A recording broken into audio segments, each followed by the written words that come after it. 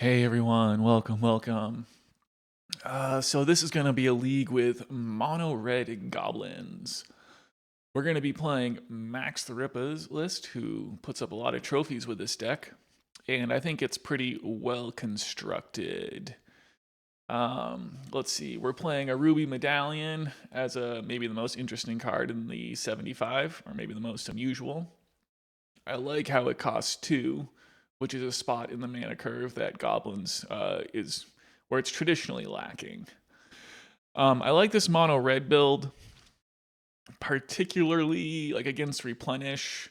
You bring in some Crypts and some Anarchies and some Red Blasts.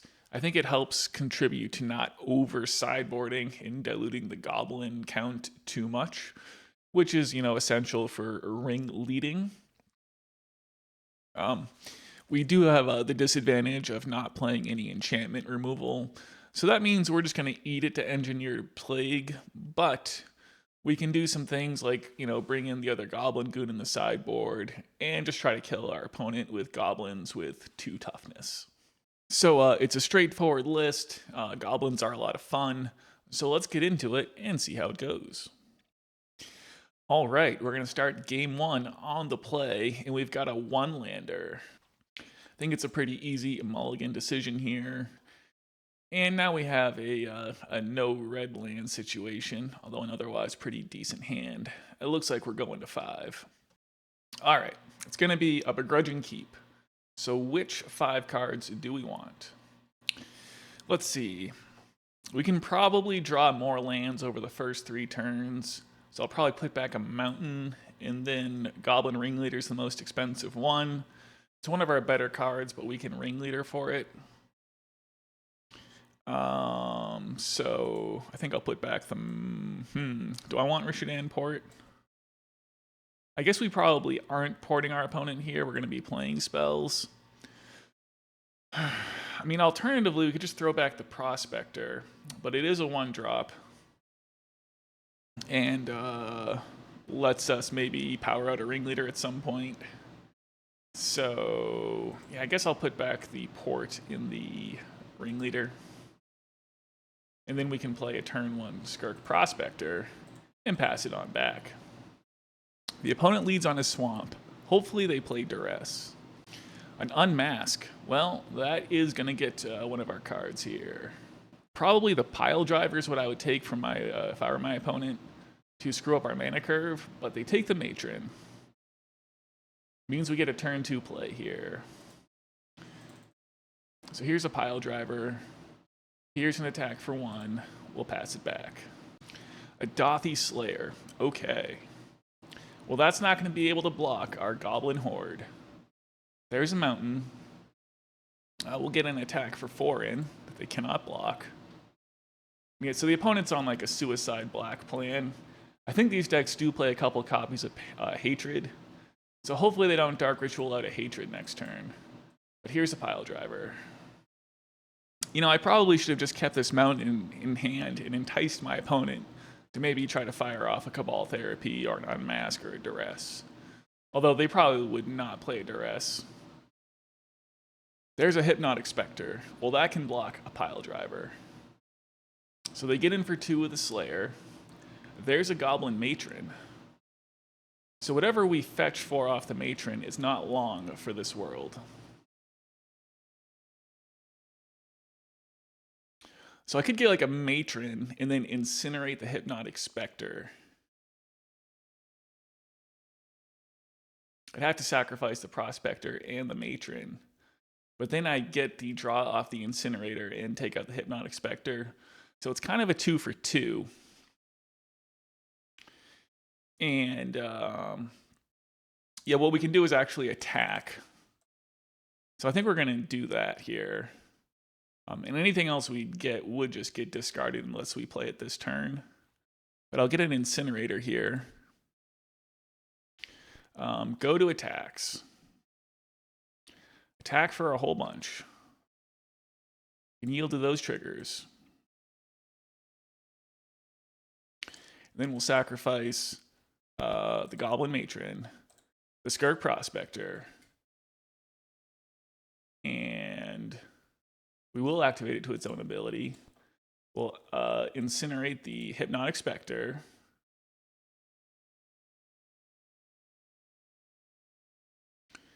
And get in for a cool 10 points of damage. A mountain, not super exciting. But it does mean that Goblin Ringleader and Goblin Warchief are both excellent draws. Another Hypnotic Spectre. They get in for 2. Ooh, a Crystal Vein. I think that supports the hatred hypothesis. Another mountain. Well, that's not going to do it. I think it probably is worth just trading with the Hypnotic Spectre here. And putting them down to 2 life. There's the expected block. Oh, and Hatred doesn't do it here because they're only at 2 life, so that's good news. They crack the Crystal Vein. And then they hard cast a Snuff Out on the Piledriver. Alright, we're still looking for a Goblin Ringleader or a Warchief to finish this one off. We go to 14. Here's the draw. It's a Ringleader. Alright, Ringleader, take me to the Promised Land. We draw a whole slew of goblins.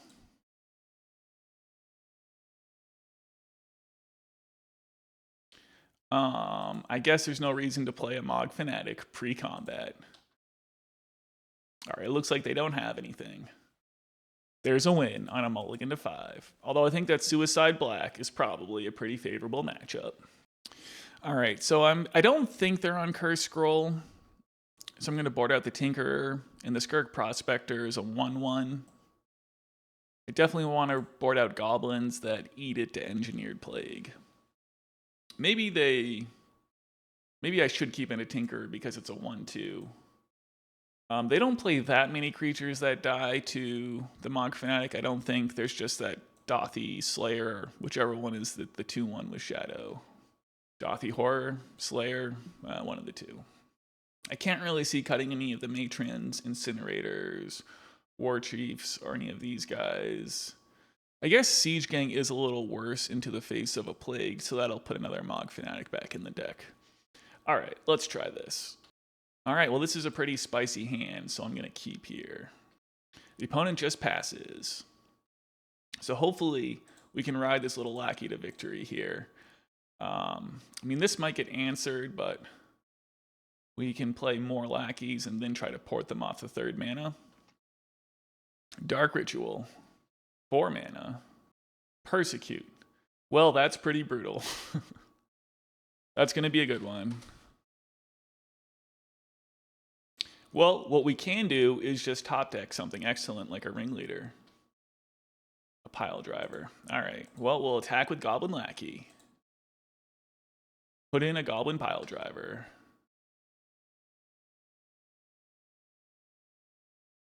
And then port them on the upkeep. There's the Dothy Horror. Well, that does not block either of our dudes. I think it's still worth trying to port them off of 3 mana. So we'll go ahead and get in for 4 here. And then push this Warchief into play. So I think the top of our deck has been pretty agreeable, all things being equal. And even if we do get hit by a Plague here, we'll still have 2 goblins in play. And I think I'm going to do the smart thing and keep this mountain in hand. Well, maybe they have like Funeral Charm or something.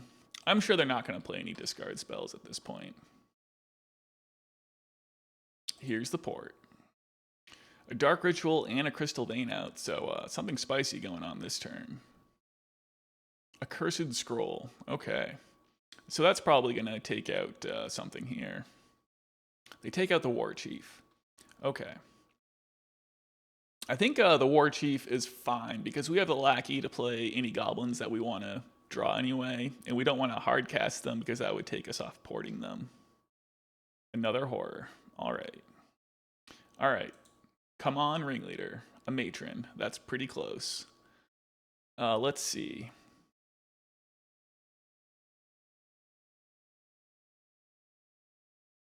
Yeah, no reason to try to play Matron pre-combat.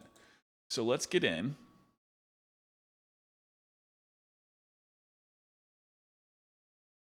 We get in for 4. put in Goblin Matron. So if we port them in the upkeep, that's going to take them off of being able to activate the Cursed Scroll because their hand is empty. So we probably do want to port them in the upkeep. So we have a pretty interesting decision about what goblin we want to get here. Incinerator is tempting. I could just get a Goblin King, but then they would just Curse Scroll it, and that wouldn't get us very far ahead. So another option here might just be a Goblin Matron.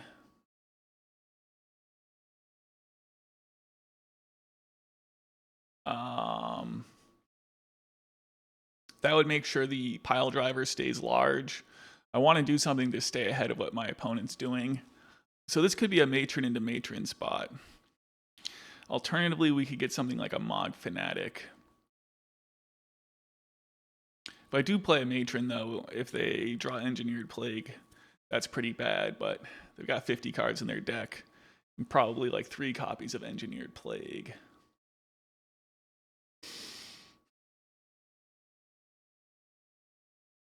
But the other choice, I think, is like Mogg Fanatic. And then let's see, Mogg Fanatic would be 1, 2, 3, 4, plus 6, and then 1 from the Mogg Fanatic. Okay, let's get Mogg Fanatic here and just try to kill them unless they have exactly Engineered Plague. No, because they're going to be ported off Engineered Plague, so there's no chance of that happening. And if they draw a land, then they don't have a card in hand to activate the scroll. Alright, so let's port the swamp. They're going to activate Curse Scroll with no cards in hand? Yes, they are. Okay, well now they're just tapped out, so I don't know what they could possibly do. Alright, they go ahead and concede. They can see the writing on the wall there. Alright, well I think that mono black, this is probably a pretty favorable matchup. So we did beat a Persecute though, which was I think a 4-for-1, so nice. Alright, round 2 against Jimmerink, who I used to play in Legacy a bunch, but I don't know what they're on these days in pre-modern. But this hand seems pretty okay, so I'm going to keep here. Alright, we'll lead on a turn 1 Mogg Fanatic and pass the turn. Alright, I have a feeling that maybe they're playing Phyrexian Dreadnoughts over there. A Wasteland. Alright, let's attack for 1. And put them to 19. And then we'll follow up with a Goblin Piledriver. Piledriver is in. We'll pass the turn back. Come on, no turn 2 Dreadnought. They're going for a Merchant Scroll. Alright, so I think that means they're probably playing Mono Blue Storm, and a Meditate would confirm that hypothesis. Another Mogg Fanatic. Okay, well at least that's another Goblin that we can play. So let's attack for 4 damage. And it's an all-out race here, so we're gonna play Mogg Fanatic. And I think I actually will play out a Wasteland here, as these Storm decks sometimes play Lotus Veil. So Wasteland will put an end to any of that nonsense. And Mogg Fanatic also answers Cloud of Fairies, which is kind of essential to their Storm engine. Well, it answers a snap on Cloud of Fairies in any case. Alright, well here's a Lotus Petal. A Teferi's Isle. Well, we'll definitely be trying to Wasteland that. I wonder if they play something like Stifle or something that I need to think about here.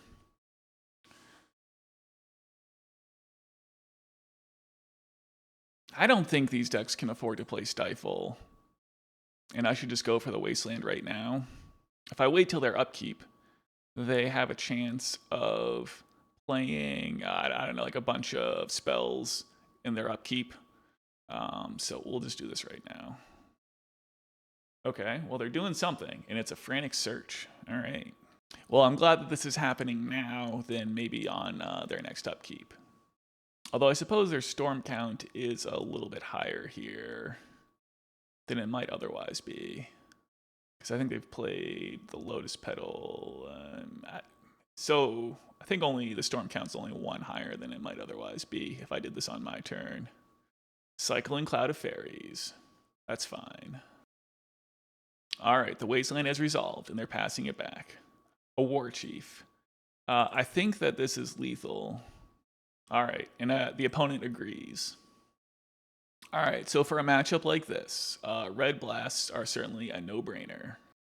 And then I believe they're going to be on some Sapphire Medallions, at the very least, so we'll bring in some Overloads, and probably Helm of Awakening as well. So the Gempalm Incinerator is not going to have a lot of utility here. And let's see, Sharpshooter could finish off the opponent. Mogg Fanatic does hit the Cloud of Fairies, and is some kind of clock, especially when we're trying to just Piledriver our opponent quickly. Ruby Medallion, I think, is kind of slow here, and we're bringing in non-goblins, so I think that's an easy one to board out. I think that Goblin Goon is mostly worse than Siege Gang Commander here. There's a question about whether we should try to be getting some Tormod's Crypts into our deck, as they do try to take advantage of Flash of Insight and Accumulated Knowledge. I think I'd rather just try to kill my opponent quickly and hope that we don't need Tormod's Crypt. So I'm going to go with this plan right here. This hand is kind of slow and lacks interaction, so I think it's okay to mulligan. Well, this hand has Piledriver. You know, I should have thought about boarding out Wasteland, although they have Teferi's Isles, so I'm going to keep. So, should I just put back the Wasteland? I think we can probably draw more lands. If our Lackey gets blue blasted, though, we're kind of in a spot that's not great. So maybe I'll just put back a Matron. Matron is kind of slow. All right, let's put back a Matron. Basic Island. All right, I feel like this Goblin Lackey is not super likely to connect, but there's an important piece of interaction in the Overload. There's a Helm of Awakening. There's a Lotus Petal. And here's a Sapphire Medallion. All right, so I think we need to overload Sapphire Medallion. All right, so I'm gonna play Wasteland and attack with Goblin Lackey. All right, and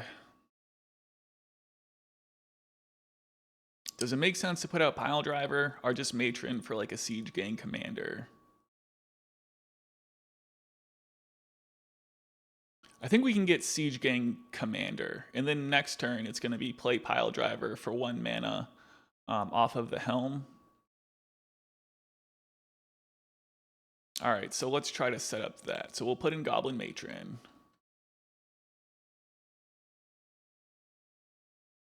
And we'll get Siege Gang Commander.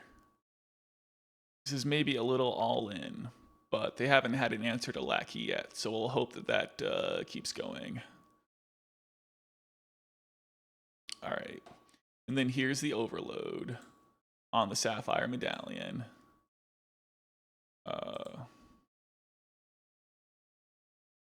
They do have the Helm out though, so hopefully 1 Helm is not sufficient for them to combo off here.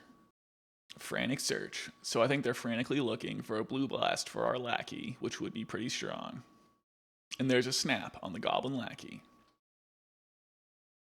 And then they just pass it back, and they only have 1 card in hand, so that seems pretty good for us. So they were at least, they were forced to kind of just fire off that Frantic Search there. There's a Sharpshooter. Let's see. I think the plan is still just to deploy the Goblin Lackey. So let's attack for 1. Let's play the Goblin Lackey. And then I think the Rishadan Port here is fine. This maybe stops them from frantic searching for more interaction. Another Helm. Okay. And a Meditate. All right, well, we're going to get 2 turns here. Well, maybe we'll get 2 turns. They have a Frantic Search, so they're doing stuff. They discard some Deep Analysis. Flashback Deep Analysis. These Deep Analysis do lower their life total if they're forced to pass the turn. A Merchant Scroll, so I expect this is going to get another Frantic Search here. It sure does. So here's a pretty big untap for the opponent. Lion's Eye Diamond. Another Lion's Eye Diamond. And a Merchant Scroll. Okay. Another Meditate. They've got quite a bit of resources over there, what with the Deep Analysis still in their graveyard and 4 cards in hand. Cloud of Fairies. They get to untap some lands. And a snap on the Cloud of Fairies to generate more mana. The Cloud of Fairies makes its return. They untap some lands. The storm count is getting pretty high. A Sapphire Medallion. A Merchant Scroll. Let's see, so I think Brain Freeze pretty much does it here. Yeah, Cunning Wish, and then 18 times 3 is like 54, right? All right, they've got us. So let's see, is Tormod's Crypt going to be something worth bringing in?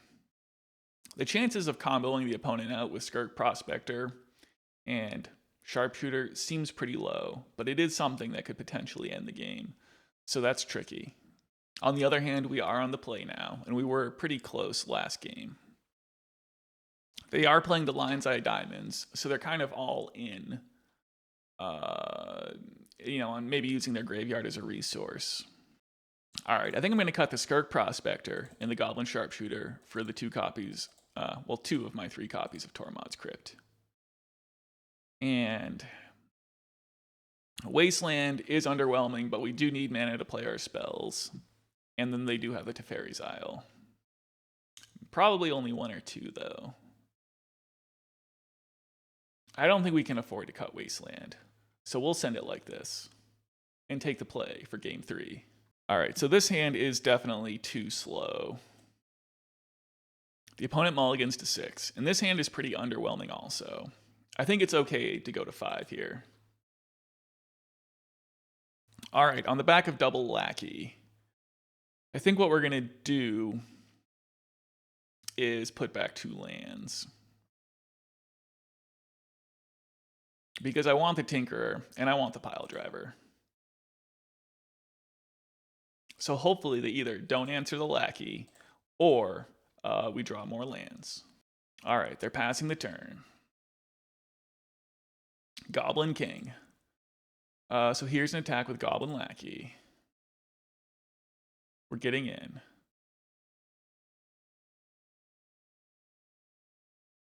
So what do I want to put into play here? I think it has to be the Goblin Tinkerer. And just hope that slows my opponent down enough. And then we'll play the Lackey. All right. There's a Tinkerer. Here's a Goblin Lackey. Go ahead. All right, they're just passing it back. Well, maybe not. Okay, they are. A Goblin Matron. Okay, so I'm going to not attack with a Goblin Tinkerer. We'll attack with 2 copies of Goblin Lackey. No blocks. So we put out Matron and put out Piledriver. They're going to be dead in a hurry. I think that's the plan over trying to Matron for something. All right, let's do that. I mean, we could Matron for a Siege Gang. I don't think that changes anything unless we end up like having Skirk Prospector also. This is a pretty good clock, so let's put out the King and the Piledriver and pass the turn. All right, they didn't snap the Tinkerer on the end step, so that's good. Here's a Frantic Search without any mana rocks or medallions in play for value. They discard Deep Analysis into Teferi's Isle. They snap the Tinkerer. All right, I guess a mana rock is coming down. Well, it's really not a mana rock. It's a medallion, and there it is. And a flashback on Deep Analysis. They're at 14. And they just go ahead and concede, so I guess they didn't have it. That was, let's see, we're going to attack for 8 plus 6 is 14 exactly. Nice. All right, here we go for round 3 on the play. And unfortunately, we're going to have to mulligan what would otherwise be perhaps a keepable hand. I don't know. It's a little slow. All right, now this one is definitely a keepable hand, but there's a tricky question as to what to put back. I think it's going to be the Siege Gang Commander.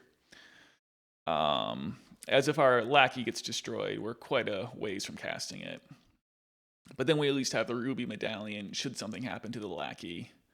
So let's keep, and let's put back Siege Gang Commander. Yeah, Ruby Medallion helps us get to getting this Ringleader out. And then putting back Gempalm, not really an option where it can clear a blocker for the Lackey. So here's a Goblin Lackey, and here's a pass. A Wooded Foothills, Forest, and a Landlore Elf. Well, I'll tell you what, that elf is not long for this world. So here's a Wasteland, and Siege Gang is a pretty excellent draw here. So let's pay 1 red and 1. Let's target the Landlore Elf and use the ability and draw a card and get in with the Goblin Lackey. And now I'm quite happy to have drawn the Siege Gang Commander, as this should be pretty darn effective at keeping the opponent's board clear and letting us connect with the Lackey again. Although 2 1-drop elves would be a problem for that plan. But with the Siege Gang in play, I think it would be fine. All right, so against elves, I don't think we need the Goblin Tinkerer. We definitely want 3 copies of Pyrokinesis, which means I need to cut 2 more cards.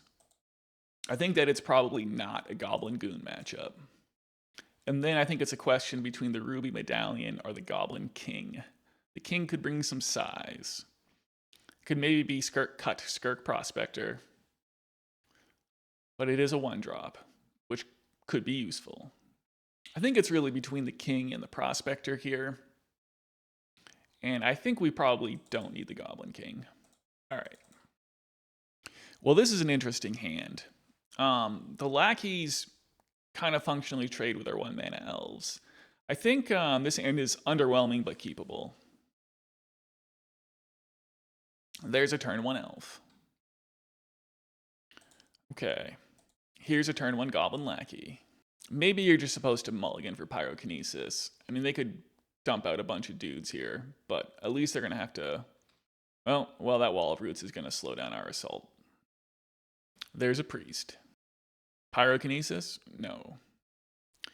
All right. Maybe this was just a mulligan. I got it was hard to throw back a double Lackey hand, but on the draw it's always tricky. Let's see. So we could develop the port and port our opponent, but I think that's pointless. So I'm just going to play the other Goblin Lackey. I mean, I could offer to trade a Priest of Titania for our Lackey here. They don't seem to have a survival of the fittest yet.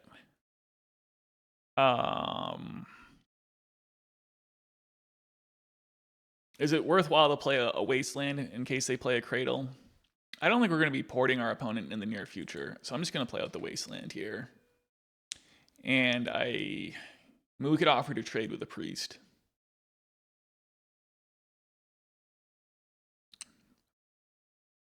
I think it's better to try to attack with 2 Lackeys next turn. All right, well, there's another Priest. There's a Wirewood Symbiote. Okay, so they make some mana off a Priest of Titania. Untap it, I think bouncing the other. Now I'm not sure what they bounced for, but here's a natural order. So this is probably going to bring this game to a swift conclusion. Although I suppose a Phantom Neshoba is maybe less scary than Verdant Force. I'm not sure. I don't know. Maybe not. Okay, it's going to be hard to connect with these Lackeys, but I would like to Mogg Fanatic their Wirewood Symbiote. I think that has to happen. So, I mean, we could Matron for a Sharpshooter here. I guess they aren't doing anything broken with the symbiote yet, and they just have the one card in hand. So maybe it should just be Matron for a Sharpshooter here. And I don't know what we're going to do about the Phantom Neshoba.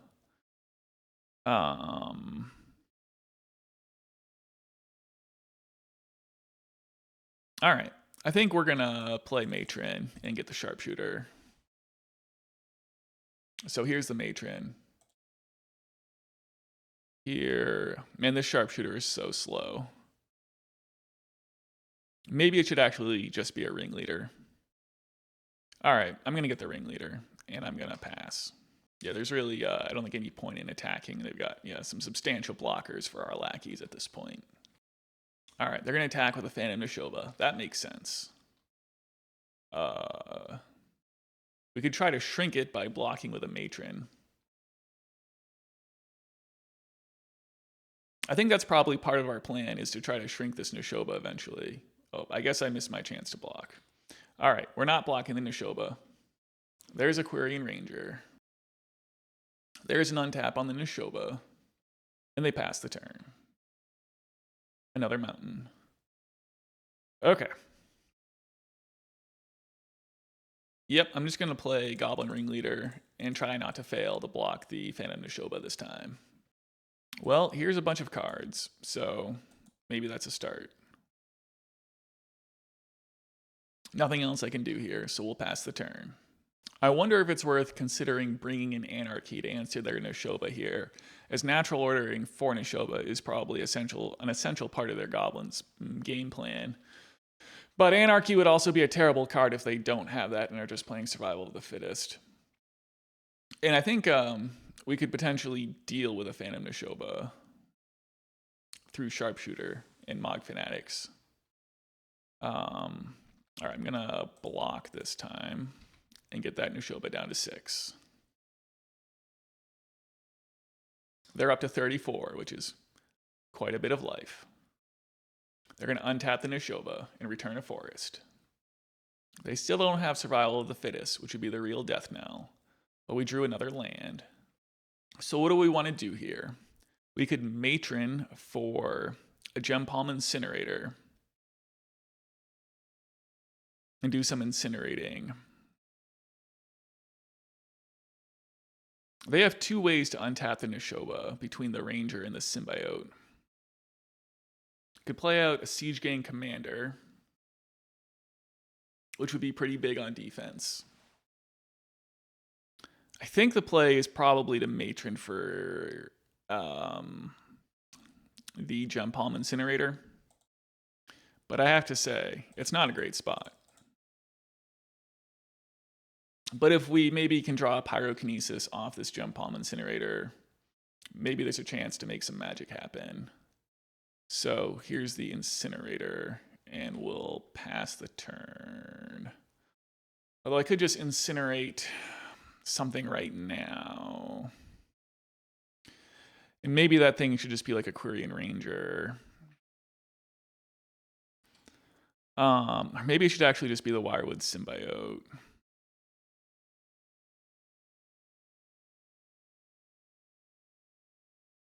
All right. I'm just going to go ahead and incinerate the Wirewood Symbiote here. If we hit a Pyrokinesis, it's potentially exciting. So let's use the ability. There's another Incinerator. Well, that's not the worst thing that could have happened. A Multani's Acolyte. All right. At least they don't have the Symbiote in play. All right, so they're using the Ranger to untap the Priest of Titania, and they have a whole boatload of mana over there. But it looks like they're just going to attack with the whole squad. I guess that probably makes sense. So let's have the Matron block the Phantom Neshoba. I do want to kill the Quirion Ranger. And these lackeys aren't doing much anyway. We're going to be at a very precarious life total, though. So this all happens. We go to 2. They have a 5/5 Neshoba. Just chilling over there. But it's not untapped, but we don't have our lackeys. But I don't think there was a very good way to keep the lackeys and survive the turn. Another incinerator. That's interesting. So we can incinerate it. And we have a Mogg Fanatic. And by that point, it's getting to be pretty small. All right, let's play this Rishadan Port. Let's play out Mogg Fanatic. They have to decide if they're going to pay the Echo on this Acolyte, which they probably do on account of its attacks for 2 and we're at 2 life. Is there something else I should be doing? We're going to be able to make this thing pretty small. All right, I don't think it's worth trying to Matron and take ourselves off the double Incinerator. Okay, they are going to pay the upkeep on the Acolyte. Makes sense. So they are constrained on green mana, but we don't have any, like we can't just take out the Wall of Roots. We'll lose to the Phantom Nishoba. They play a Forest. Okay, here comes the attack. So it's showtime. Okay, so let me make sure I'm just reading this right. It is any damage, right? Yes, it is. Okay, so let us cycle Gempalm Incinerator and shrink the Phantom Nishoba. Yes, I'd like to use the ability. There's a Warchief. Okay. I would like to cycle another Incinerator and shrink the Nishoba again. It's a 3/3 now.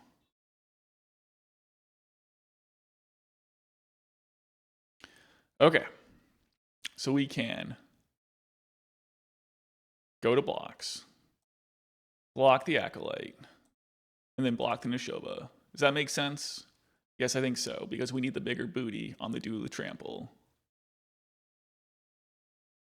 After blocks, ping the Nishoba. It's now a 2/2. We unfortunately lose our Ringleader here, but I don't see any way around that. All right, deck. Once again, I am asking for a copy of Pyrokinesis, assuming they don't do anything else silly this turn. A Squee. All right, makes sense when we're at 2 life to just deploy the Squee. A Mountain. So, I think we need to play Goblin Matron and get the Gempalm Incinerator. We have 4 red to work with. We're going to definitely need all of it. So let's see. If we Warchief, we can still Matron into Incinerator and everything costs less. So let's do that. Let's play the Warchief.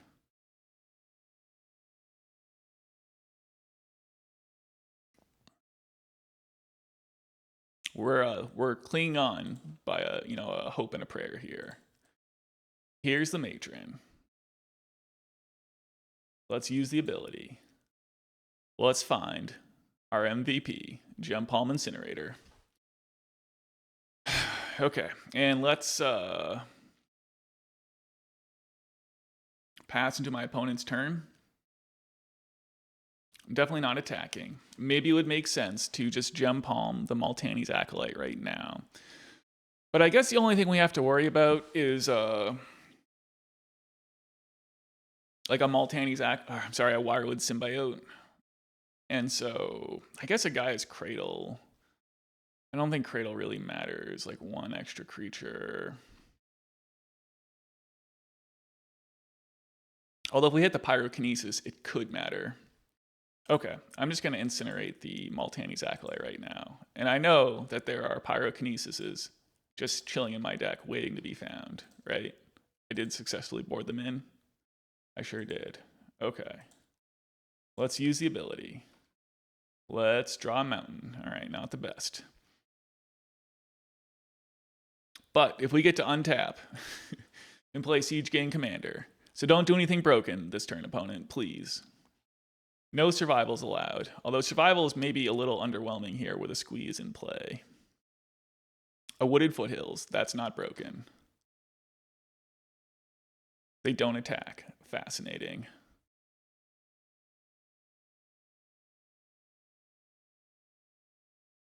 Another mountain.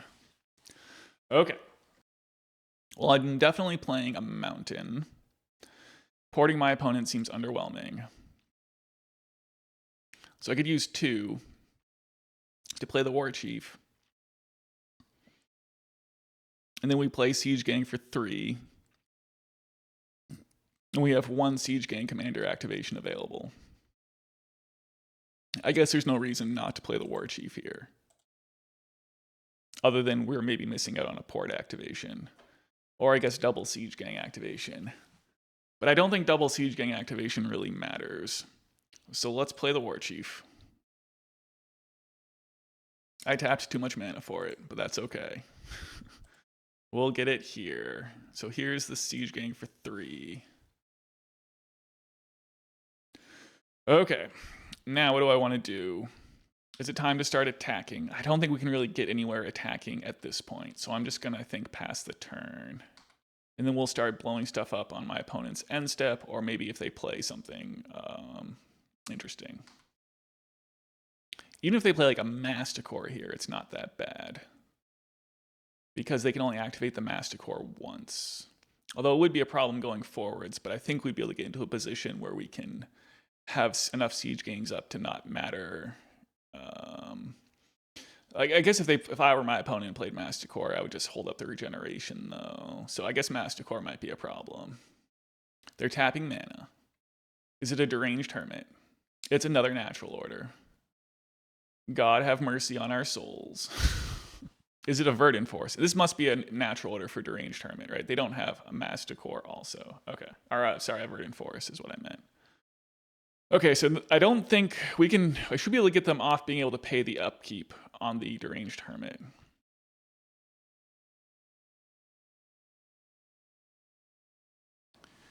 Let's see. Oh, that would be ideal in any case, but that means double pinging a Wall of Roots, which I can't do this turn. But I think that has to be the plan, right? And then, so we double ping Wall of Roots, Deranged Hermit dies. They have 5 attackers, and then we still have like 5 blockers. Okay. I don't think it's worth pinging the Squee. We'd rather they just did not have that in play. And then there's nothing else really worth pinging besides a Squirrel token. So I don't think we need to do that now. Unless we draw something that uses up a lot of mana. But having a 1/1 in play to block a Squirrel seems about the same as flinging a token at one, so that seems pretty pointless. Another mountain, not the best. So play mountain. All right, so let's see. Let's target the big Wall of Roots. Paying 1 red and 1. Sacrifice a goblin. And then let's do it again.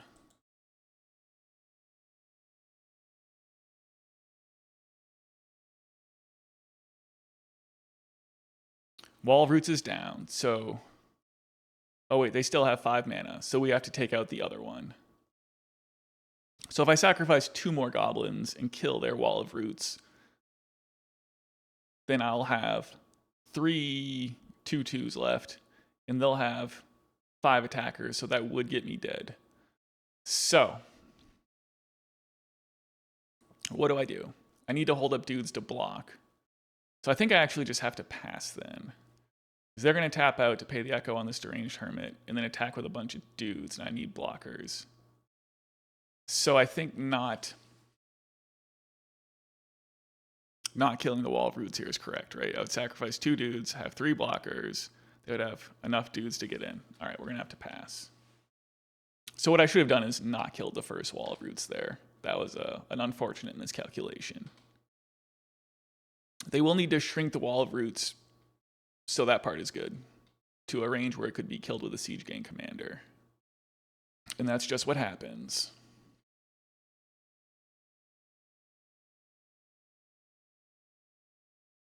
Oh, they choose not to attack. I guess that makes sense. Now I need to think. I think I need to try to draw a spell here, right? So if I were gonna ping any one thing, what would it be? Probably a dude with power. I would like to finish off the Wall of Roots, but I guess it doesn't matter. They have plenty of mana. So if I ping something, it probably has to be the Deranged Hermit. So let's see. I could just do that now, but I could draw. I think I have enough mana to work with. I'm just gonna take a draw step here. Oof. Just only lands here. Only lands. All right. I'm gonna play a mountain and just pass then. No attack. I think I can afford to port a forest here. They float a green. We go into their main phase. Maybe the play there was another port there so I could double port them. Could also, maybe I should have ported the mountain so that if they draw anger and try to hard cast it, they wouldn't be able to. Okay, in this end step, do I want to do anything now? I still don't think so. Come on, deck, let's draw a not land here, please. A Sharpshooter. Well, that's pretty good, isn't it? Okay, so let's play a port. Let's play a Sharpshooter. All right, now we can just start picking off their board. All right, they don't have some cheeky response here, so that's good news.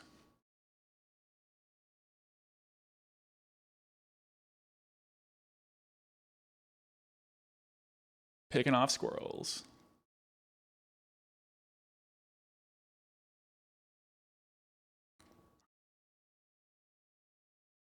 I don't have any choice but to take out the squee here because we need to attack. All right, so let's go to combat. Oh, I had 2 Warchiefs in play, I think. Yeah, all right, whoops. Let's attack with everyone but the Sharpshooter.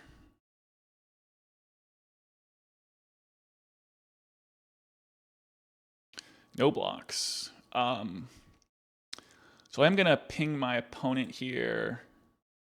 And then we are going to take out the Wall of Roots.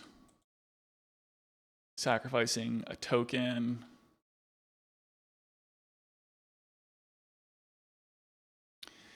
And then I'm going to port my opponent off of a red. So that they cannot... Well, I guess they can't hardcast Anger anyway. But they could hardcast Squee, and I don't want them to do that. Okay. So let's port the mountain. Let's port the forest.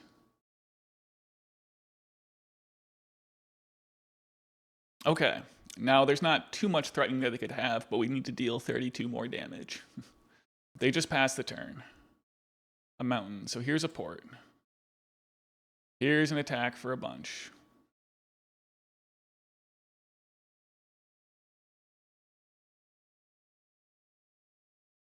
So I don't think we're nearly close enough with Sharpshooter to think about sacking dudes yet. But let's port the mountain. You know, I definitely should have ported all the green sources. That was silly. But I don't really know what they can do with 1 green anyway. Because Squee costs like 3 mana. Alright, I guess it worked out. Another mountain. Awesome. Alright, here's an attack for a bunch. Keep back the Sharpshooter. Okay, so if I sack, this is 8 damage, so like 12 damage. So we just got to survive 1 more turn here.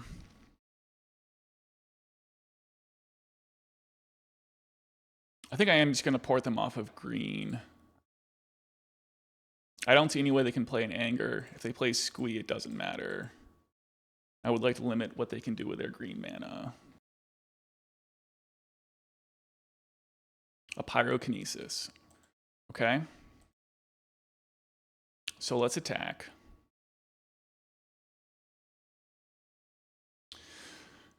Okay, well, let's see. If I attack with Sharpshooter, they take 8. I guess like attacking with it and tapping it's about the same. So they're going to take 7 and go to 11. And then I can deal 8. I think we have them then, right? But I could just be patient in case something happens. I think we can just afford to be patient here. Other than this does limit... So if I port them thrisely, I can only activate Siege Gang 4 times. I really don't know what they can do, though. They could maybe gain life at instant speed somehow. So maybe I'll just kill them here. So this is... Yeah, we need to activate Siege Gang 4 times, which we can do. So I'm just going to do that.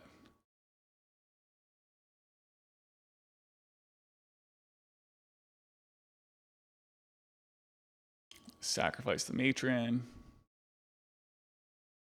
Put them to 8. Sacrifice a Warchief. Okay, and they go ahead and concede. Whew, that was a goal line stand. Okay, going into round 4 on the play. And we have a turn 1 Lackey hand with some stuff to put into play. So this is a pretty easy keep, I think. Alright, turn 1 Mountain Lackey go. That's how we do it. A wooded foothills and pass. Okay. Alright, opponent, are you answering my Lackey? The mountain's a great draw, though, in case something does happen here. It looks like they are. Mogg Fanatic. Bloodstained Mire. And a Grim Lavamancer. They pass it back. We draw a Matron. Okay, so this Lava Man is going to be eating up our dudes, although costing our opponent mana. We could be trying to Matron for an Incinerator here, or I could just play Warchief and attack. Let's see, the Incinerator is probably not long for this world. Yeah, because we could play... If we get the Incinerator, will we end up just having... They can like nuke our whole board, basically. And then the Mogg Fanatic would not be in play to count towards the Goblin count. So I think playing the Warchief is fine here, and we'll just hope to draw land next turn and jam Ringleader. And then start playing Matrons, I think is the plan. But we'll get in for 5 here while we can. I guess maybe I could have gone for a Fanatic, actually. But there is next turn to do that if we draw land. So the good news is they cannot both Ball Lightning and activate this Lavamancer, so that's something we have going on. And also that this Lavamancer is not going at our head. I like that. There's an attack with Mogg Fanatic. Alright, what's the draw going to be? A Sharpshooter. Okay. So I think we are going to Matron up a Mogg Fanatic here. I think that's the best play. Alright, let's do that. I guess I'll attack for 1 first. Alright, here it comes. 1 damage. Brace yourself, opponent. Ooh, a shock. I guess I'm okay with that trade. But it makes sense for our opponent to use their mana while they can. So here's a Goblin Matron. And then I'll go grab a Mogg Fanatic. I think. I mean, we just have more reloady type stuff if we draw the land.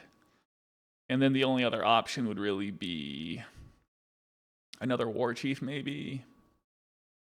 I think I'll just grab the Fanatic. I guess this is a window for our opponent to slam the land and the Ball Lightning. But we still have a pretty good amount of life total to work with here. But it looks like they're just going to take out our Matron while they still can. And there's another Lavamancer. Okay. And there's an attack for 1. And there's a mountain. So now I kind of don't want to Mogg Fanatic the Grim Lavamancer because they have another one anyway. I think it's an okay spot just to jam the Ringleader. If I play Mogg Fanatic and try to hold it up for Ball Lightning, they can just Fanatic our Fanatic. So I think the mana efficient play here makes sense. The other choice is maybe to play Goblin Matron plus Fanatic, but we can always just do that next turn. I think we'll jam the Ringleader here. All right, those are some goblins. And I am going to push for 2 here. No block from the opponent, and they have an empty graveyard. So there's a Barbarian Ring. A Volcanic Hammer on the Ringleader. I think these kind of trades are good for us.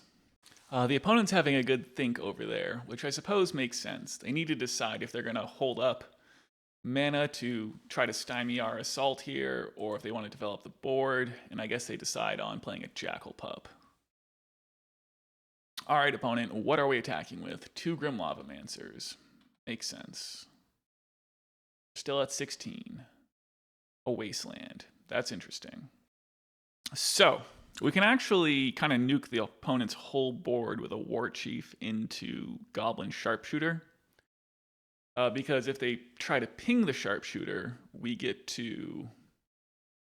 It untaps in response to them sacrificing it, but before the damage resolves. So that seems good. I think we should probably just do that, right? Yeah, I think there's too much value there. So let's tap for 3 and play a Warchief. Maybe they Fireblast a Sharpshooter in response, or the Warchief in response, but that seems okay for us. All right, let's pick off a Lavamancer.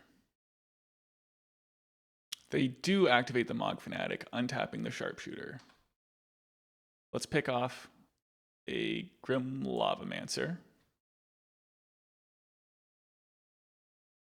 Let's pick off a Jackal Pup.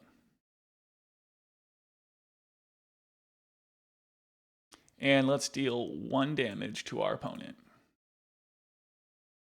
All right, good work, Sharpshooter. And now we can get in for 2 with a Warchief. Okay, so I think from here we must be in a pretty favorable position. Unless they do something pretty incredible here. A lone Lavamancer I don't think is it. Seal of Fire, sure. Okay, so. Okay, and they're ready to concede. Okay, against Burn, let's see.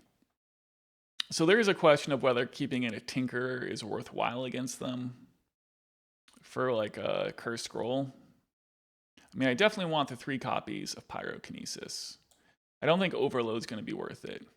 Goon is a pretty solid creature against them most of the time. Siege Gang is cool but super expensive. Trimming one of those I think is fine. I think we can trim the Skirk Prospector. We probably don't need to set up a combo kill. I mean, there's a school of thought that maybe Goblin Lackey isn't that good because they're bound to answer it. But it does end up chewing up a burn spell. We are on the draw, though. And so maybe playing to a late game, a late value game, makes more sense. I think I can just cut the Ruby Medallion. And I really don't know if I like cutting Goblin Lackey. I mean, Siege Gang Commander is like pretty darn slow. And the Goon has a big old booty. I think this is a fine setup. I mean, the Goblin King can do stuff against their mountains and can come in and win the game. It's just that maybe we don't need Siege Gang at all. I think I'm going to try this. All right, I think there's definitely enough going on here. Mogg Fanatic and Incinerator are great. Lackeys are okay. But Siege Gang I don't think would be like much better here than Lackey. So we can maybe play some Lackeys and make them burn some answers on those. Like Mogg Fanatic I think is a good one to have around. Ringleader seems like a pretty excellent draw. Yeah, I'm pretty happy with this trade. So I don't know if boarding out Goblin Lackey against Burn makes any sense. Shock, you got it. The Cursed Scroll. Well, that'll be interesting to play against. We'll go to 19. So, do we want to like Mogg Fanatic, their Mogg Fanatic, before I play this Lackey? I don't think that makes sense as an investment. Because Lackey's probably just going to die anyway. And then if they like Fanatic my Fanatic because they're trying to play Ball Lightning, we still have a Goblin Lackey around. So let's play Goblin Lackey. Let's play Mogg Fanatic. And let's pass the turn.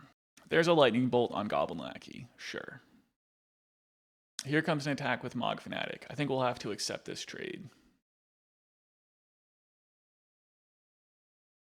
It happens. A Jackal Pup. Sure thing. All right, now their scroll is going to start doing some work. But here's a Goblin Warchief in the meantime. They can't activate Scroll and play Ball Lightning.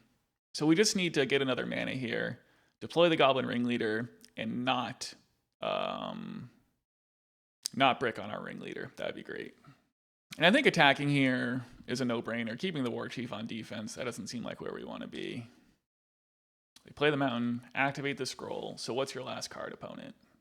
It's a mountain. Okay. So they get in for 2 here. A Goblin Lackey. Okay, so that means we can play the Lackey. And we know their last card's just a mountain. So we're going to get to pick off this Jackal Pup. Well, the getting is good. We'll draw a card. It's a mountain. Yeah, I guess we'll play the mountain here. And we'll pass. Yeah, if we draw a land next turn, we might want to go Ringleader and play a 1-drop. They play the mountain that we know about. Another Ringleader. That seems not bad. So they're going to have to scroll the Lackey here, I think. And that's fine. So we'll play a Ringleader. Don't brick on me, Ringleader. Alright, I would say that's not a brick. Bottom some mountains. Attack for 3. Alright, they're going to take out the Lackey and reveal a Bloodstained Mire. Not the best for our opponent. Let's get in for 2. A Seal of Fire. Okay. A Goblin Goon. That seems pretty solid, I'm not going to lie. So let's see. We can attack with the Ringleader. It will die, and we'll follow up with a Goon. I think that's fine.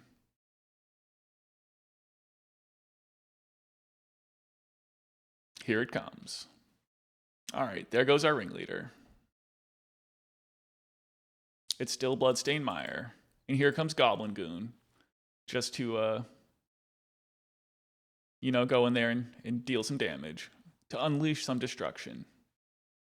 A Wooded Foothills. So they are just drawing lands over there. They're bricking pretty hard. They pass the turn back. We draw a Pyrokinesis. That could come in handy later. So what do I want to do here? Do I want to play a Warchief or do I just want to Ringlead? I think I don't see any reason not to play the Ringleader. Playing a Warchief, it just doesn't let us develop anything besides the Tinkerer. Which is maybe okay, but we might want to save that for if our opponent gets like a creature out or something like that. Matron, I'll accept. All right, here comes an attack for 8. This Pyrokinesis is just great. It kind of guarantees that the Goon gets to do its thing. And here we are at 17 life. I mean, the opponent has their scroll going on in a seal, so they have, some things, but this Goon is just going to damage them pretty hard. All right, we pass it back. They have a Jackal Pup. And they are just going to be passing it back to us, it looks like. Mogg Fanatic. Okay. So, I think this is a spot to play a Warchief and a Mogg Fanatic, and then just a swing with a squad. And if they start activating things, we definitely are going to end up with more creatures than them, pretty much no matter what happens here. So I don't see us not getting through with a Goon. Their last card is Bloodstained Mire too. And so if they end up using the Seal of Fire in the scroll. Okay, so there's the there's the scroll. If we Pyrokinesis the Jackal Pup right now, they might realize that they can use Seal of Fire on it and prevent the 4 damage from the Pyrokinesis. But they are ready to throw in the towel. Cool. All right. Oops. Here we go for round 5. Can we achieve the glory of a 5-0, or will we settle for a pretty solid 4-1? What will our final boss be in this tournament? So this is an interesting hand. Tinkerer is solid against Dreadnought. And then Wastelands are decent. I think this is probably a keep, right? Or should I be trying to mulligan aggressively on the draw? I think probably not. Where turn 1 Lackey is a lot less exciting on the draw. So I think it's a keep. And maybe Wasteland will be good here. Woody Footy. Forest and pass. So does that mean we're playing against like Enchantress? Or maybe like red-green Oath Ponza. A Mishra's Factory. A Sylvan Library. Well, this would indicate that it's probably Oath. Okay, so what do we want to do in light of that information? I don't think just wastelanding our opponent's factory, where they have a Sylvan Library to draw a bunch more cards, is especially smart.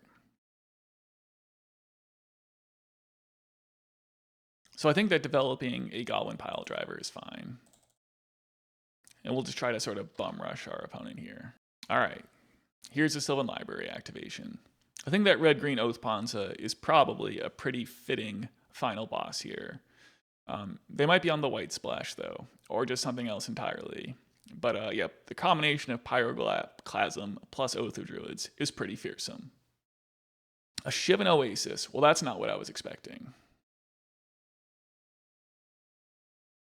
A Wasteland.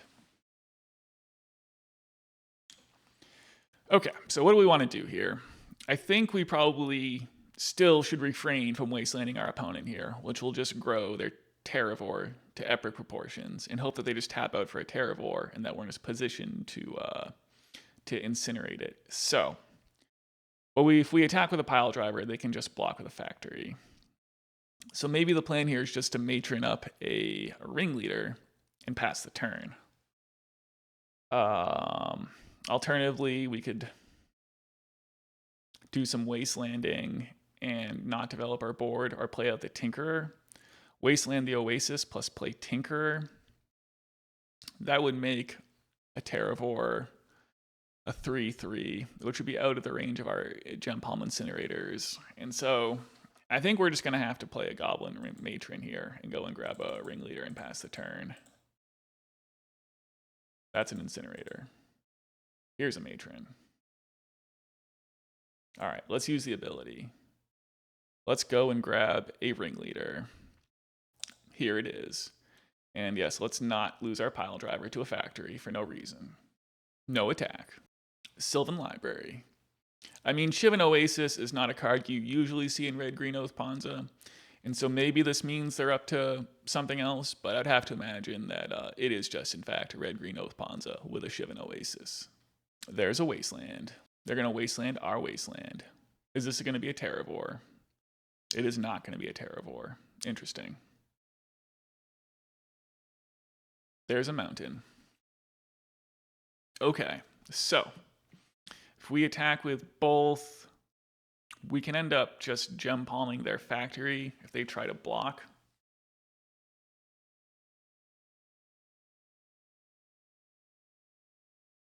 I think we should do that.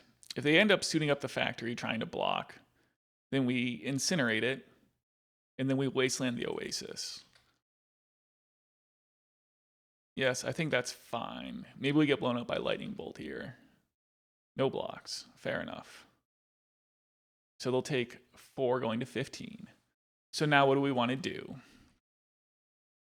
The Terravore is pretty hopelessly large anyway at this point. So what we could do is just wasteland the Oasis and hope they don't have more mana. That might be the best bet, is just to try to cut them off of the Terravore at this point. You would think they probably would have just played the Terravore last turn if they had it. We also want to be aggressive, but there's just not that much that we can do here. All right, in light of all those factors, let's wasteland Shivan Oasis and develop the Goblin Tinkerer. I mean, Pyroclasm is devastating too, but we did wasteland off the red source, and we have reloads coming eventually. A Mossfire Valley. Is this a Terravore? No, it's a Pyroclasm. Okay.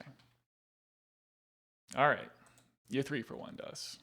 Well, maybe a 3 for 2 because Matron already found a card. Another Incinerator. So the options here are to play a Gempalm Incinerator and pass, or to Wasteland them. I think we want to play this Ringleader, and so with that in mind, we're just going to hardcast a Gempalm here. So I wonder if this is maybe Magma of War Oath. But they are playing some unusual lands for this just to be regular red-green Oath Ponza. In Mossfire Valley, in Shivan Oasis. A Blastoderm. Okay. Well, dang. It's not Terravor. That's probably good news, on the whole, I think. Okay. So, on my end, I think just playing the Ringleader is the pretty obvious play, so let's develop that. And let's get some reinforcements. And let's pass the turn and not attack into their Blastoderm. So maybe it's like they're playing Fires of Yavimaya and Saproling Burst and Pandemonium, perhaps. That would be pretty wild. Treetop Village has entered the battlefield tapped. Phyrexian Furnace is one that we can safely ignore.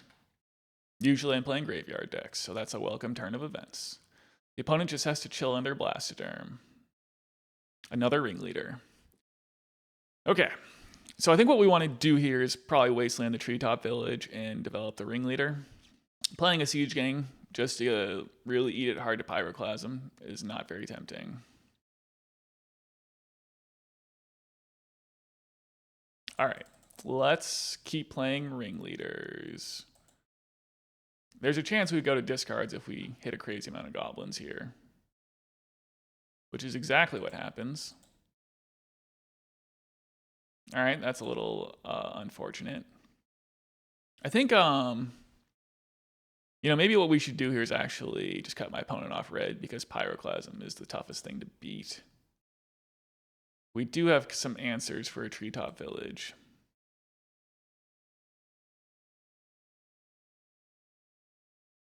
Yeah, I really don't want to get Clasmed. This might be the wrong call, but if they just play another Pyroclasm, it's really bad. They're doing something with some mana over there. They're going to cycle a Furnace. That makes sense. All right, in attacks, I think getting in doesn't really help our position still. They're going to activate Factory. Yeah, now it really doesn't make sense to attack. Okay. Okay, now I have to make some interesting decisions about what to discard. I think one Lackey's pretty free. And I'm not sure what else here. How many Siege Gangs could we possibly resolve? Alright, I'm just not really sure what my opponent's up to over there, so this is kind of tricky. But if we can just run the clock out on this Blastoderm and not have anything catastrophic happen, that would be good. Like if they don't develop a red source here, probably going to chuck 2 Lackeys on the board and pass. Well, they found a red source. And there's a Furnace. Alright, no attack. A Goblin Matron.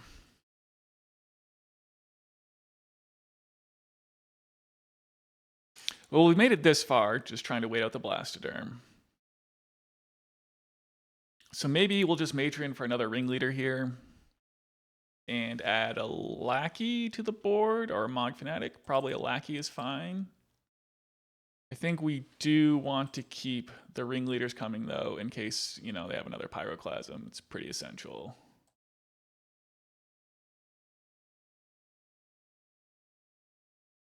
So let us grab a Ringleader. Here it is. And then let's add a Goblin Lackey to the board.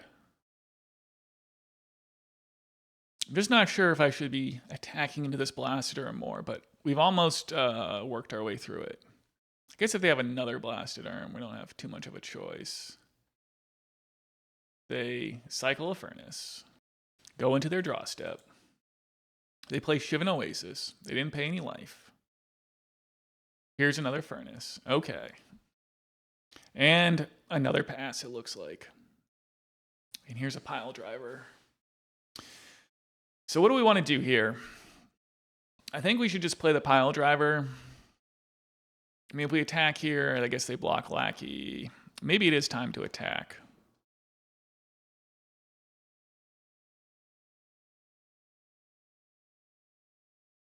Although we just have to be careful about getting blown out by Pyroclasm. How many of those could they be playing in their deck? They're at 42 cards. Probably they would have played Pyroclasm if they had it last turn.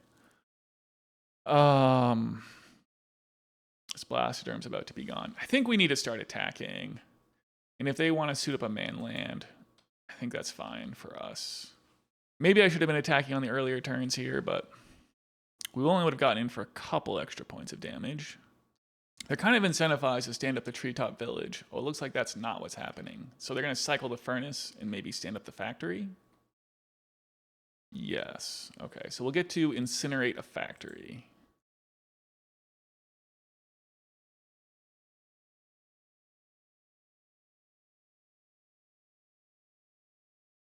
We'll use the ability. We'll draw a card.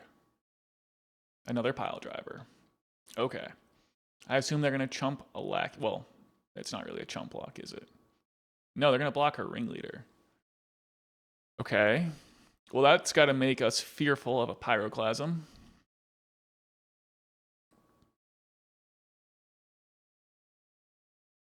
Kind of an interesting position because we don't really want to... We're not in a great spot to throw a Ringleader out there either. Because our hand's already full of stuff. So maybe the play is just Mogg Fanatic.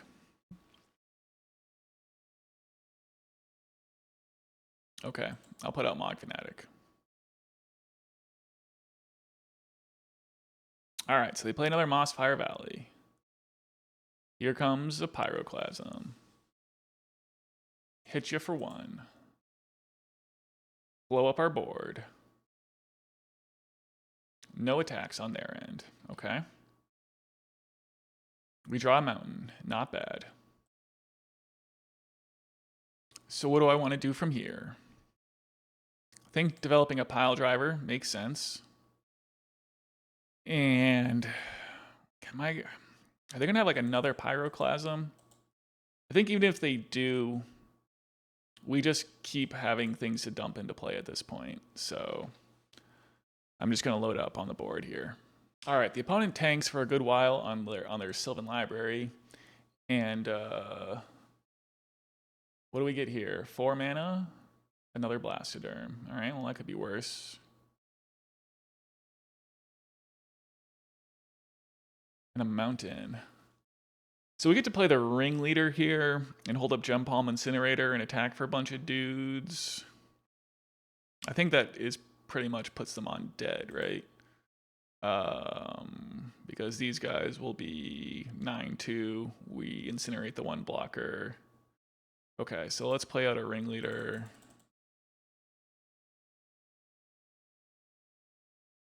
Those are some cards.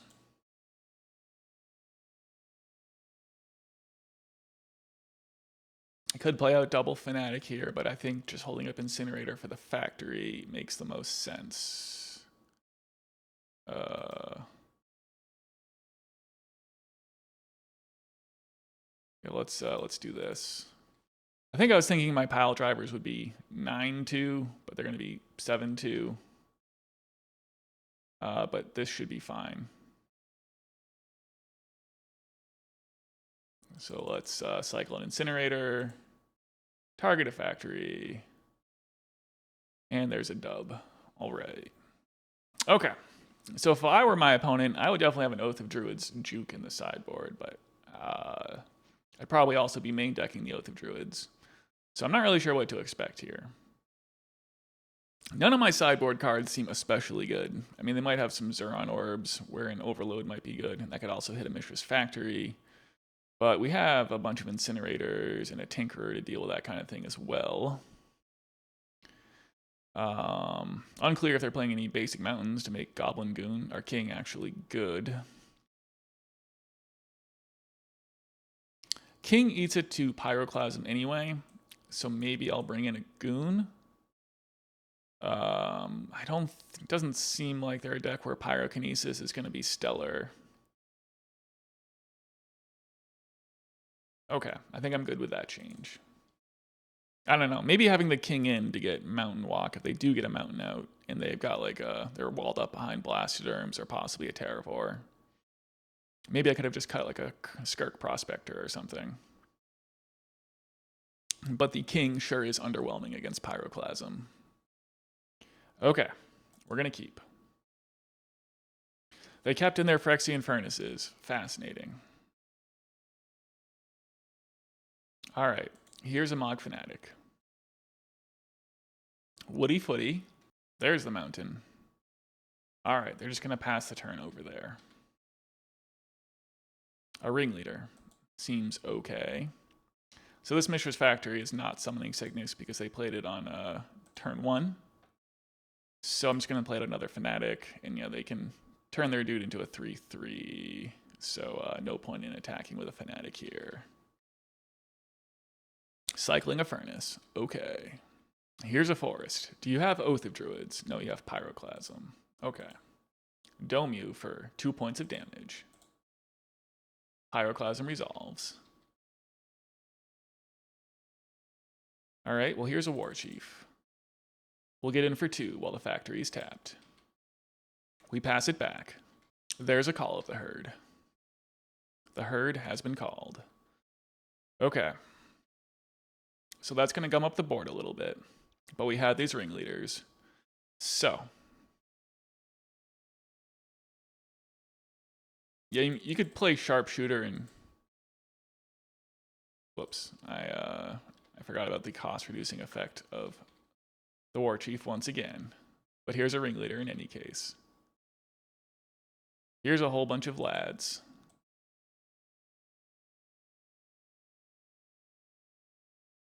Do I want to try to deploy a Lackey here and attack now?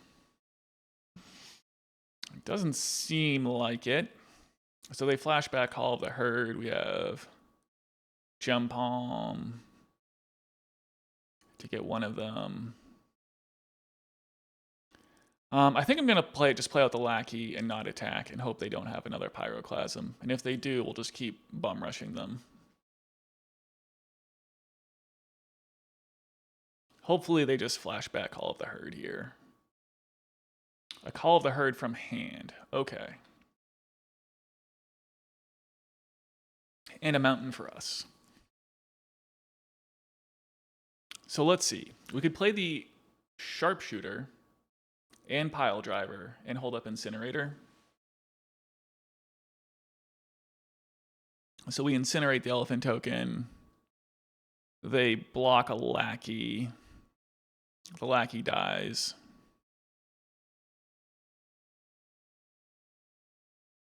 I think that's okay. We'll just have to get it some damages onto our opponent's head with a Sharpshooter. We could maybe just start by Gempalming, though. Which means I probably want to start with Sharpshooter in play.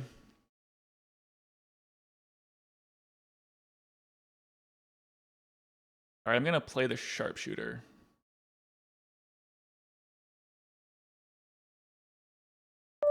I'm going to cycle Gempalm. All kinds of wacky computer shenanigans going on here. Alright, let's cycle the Gempalm. Let's take out an Elephant token with haste, or, without summoning sickness. And I didn't tap the Sharpshooter first. I think, yeah, I screwed that up. All right, we're getting loose here. Oh, we can do it in response. We still get the trigger. That's good news.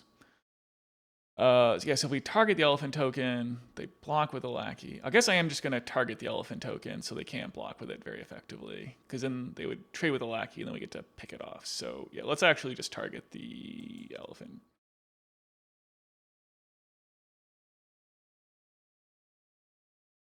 Draw a card. It's a Mogg Fanatic. Wow. So we can actually play the Mogg Fanatic.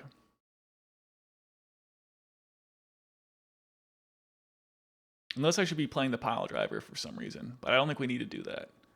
I can play the mountain, deal 1 to the elephant token, and pick it off. Yeah, that seems really good. Okay.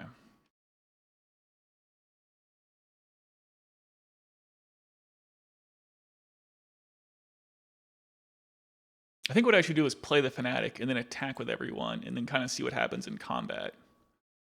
Because this is going to be... Let's see, let's play the Fanatic. It's kind of a good draw because if I played Piledriver there, I think they would just block with the elephant. And so now I can attack. Well, if I pick this off now, it would deal 1 damage to it and untap the Sharpshooter. I don't think there's any need to do that. So let's just go to combat and attack with everything but the Sharpshooter.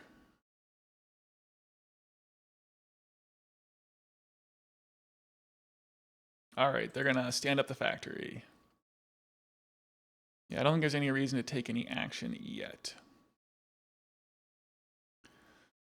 Okay, so these are the trades they want to make, huh?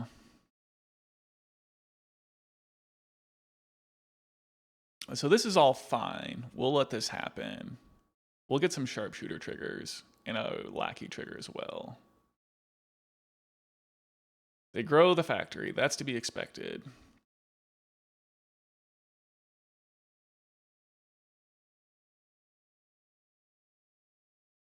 Okay, we have a whole bunch of triggers now. Here we go. Any order of these.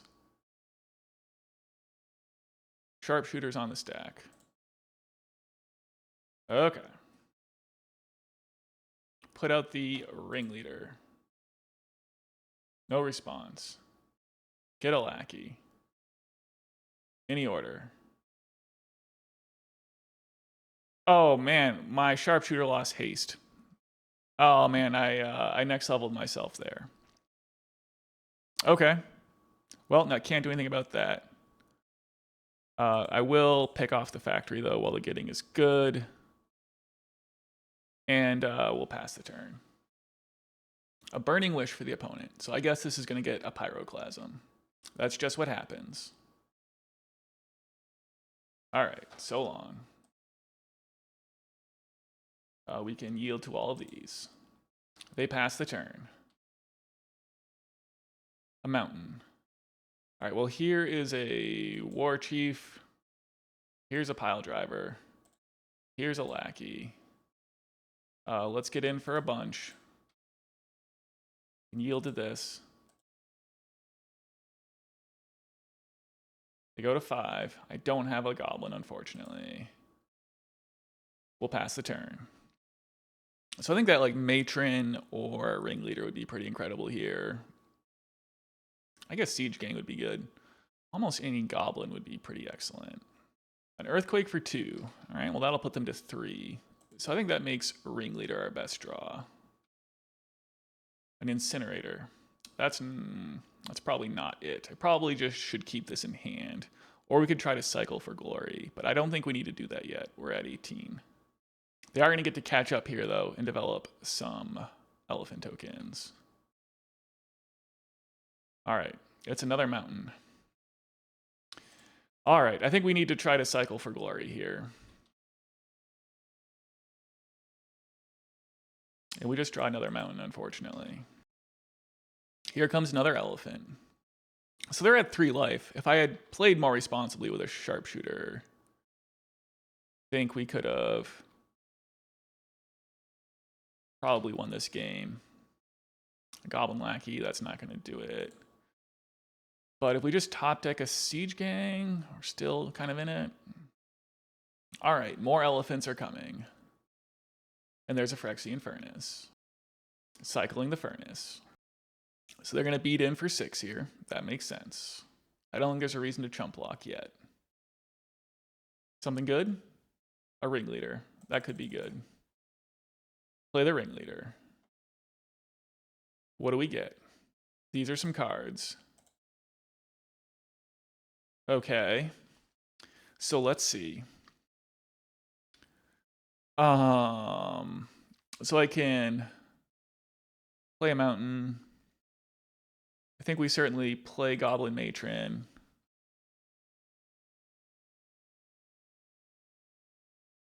We're so close to having them dead. Yeah, I can just actually get Mogg Fanatic here, right? Because we incinerate the elephant token.